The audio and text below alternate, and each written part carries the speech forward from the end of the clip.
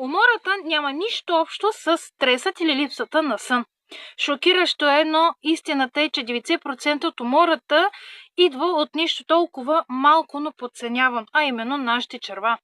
Когато те не работят правилно, те изцеждат цялата ни енергия, а резултатът е, събуждаш се изморена, нямаш никакви сили и всичко ти тежи. Има натурално решение, което ще подсили червата и ще ги направи устойчиви на стресът.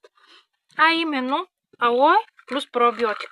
Тези два продукта ще ти помогнат да пречистиш червата и да ги подсилиш. И всъщност по този начин ще си върнеш и енергията. Ако и ти нямаш енергия, събуждаш се уморена, събуждаш се без сили, чувстваш се като парцал и цял ден нямаш никаква желание да правиш каквото и да било, напиши ми в коментари енергия и аз ще се свържа с теб, за да ти разкажа как може да се здобиеш с алоe и с пробиотик. Сподели видеото, запази го в любими и ме последвай.